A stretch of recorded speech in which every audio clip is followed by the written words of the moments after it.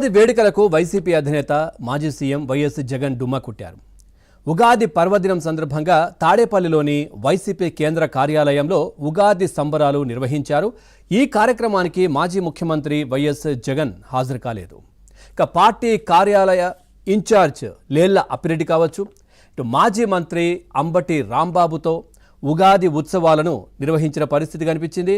అయితే ఈ వేడుకలకు వైఎస్ జగన్ హాజరు కాకపోవడంపై పార్టీ నిరసన వ్యక్తం చేస్తున్నట్టుగా తెలుస్తోంది. లోపల కూడా ఏంటిది ఈ విధంగా జగన్మోహన్ రెడ్డి మరి అన్ని పండుగలను కూడా జరుపుకోవాలి, మనకు ప్రజలు ఈ తీర్పు ఇచ్చినప్పటికీ కూడా మనం ఈ విధంగా ప్రవర్తించడం సరికాదు. సో ప్రజలు ఒకసారి గుణపాఠం చెప్పారు, 11కే పరిమితం చేశారు అంటే మీరు అధికారంలో ఉంటేనే, అధికార పీఠం ఎక్కి ఉంటేనే సో మీరు వీటన్నిటిని నిర్వహిస్తారా అంటే అధికారం కోల్పోతే మీరు అన్ని సంప్రదాయాలను కూడా పక్కన పడేసేటటువంటి మనస్తత్వం మీద అంటూ కూడా సొంత పార్టీ నేతలే మాట్లాడుకుంటున్న పరిస్థితి గతంలో మనం చూడొచ్చు.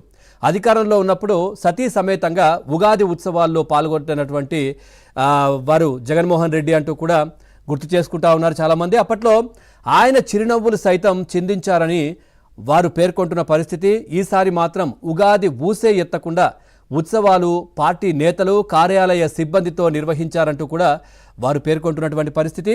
ఇక ఎమ్మెల్యేగా గెలిచి అసెంబ్లీకి వెళ్లకుండా ఉన్న వైఎస్ జగన్ కనీసం తెలుగువారి సెంటిమెంట్ పండుగ ఉగాదికి వేడుకలకైనా ఆయన హాజరైతే బాగుండేదంటూ కూడా చాలామంది అభిప్రాయపడుతున్నటువంటి పరిస్థితి కనిపించింది. గతంలో ఏదైనా ఉత్సవం జరిగితే అంటే తిరుమలకు ఎటు జగన్మోహన్ రెడ్డి రాలేదు, సో డిక్లరేషన్ మీద సంతకం పెట్టండి, దేవుని పైన నమ్మకం ఉందని చెప్పండి అని అందరూ అడిగినప్పటికీ కూడా రండి మీ భావాలు వ్యక్తం చేయండి, మీరు దర్శించుకోండి, మీరు అన్ని చేయండి, కానీ డిక్లరేషన్ మీద సంతకం పెట్టి రండి అంటే నేను పెట్టను, నేనేంటి పెట్టేది అనే విధంగా జగన్మోహన్ రెడ్డి మాట్లాడిన పరిస్థితి కనిపించింది. సతీ సమేతంగా ఎప్పుడూ కూడా తిరుమల జరుగుతున్నటువంటి బ్రహ్మోత్సవాలకు పట్టు వస్త్రాలు ఆ స్వామివారికి ప్రసాదించినటువంటి పరిస్థితి లేదు, స్వామివారికి ఇచ్చినటువంటి పరిస్థితి లేదు.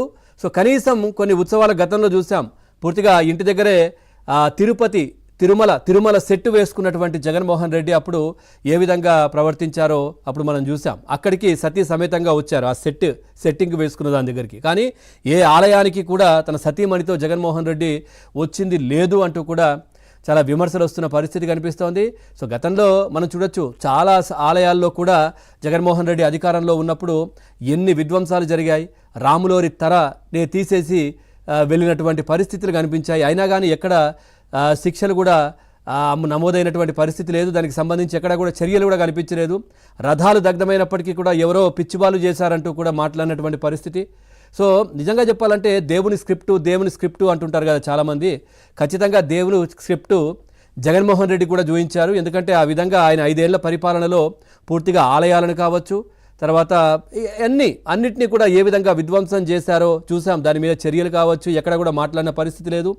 ఆంజనేయ స్వామి తోక విరిగింది అని అంటే, చెయ్యి విరిగింది అంటే కొడాలి నాని మాట్లాడినటువంటి పరిస్థితి ఏంటి, బొమ్మే కదా విరిగితే ఏంటి ఇంకో బొమ్మ చేయిస్తాం.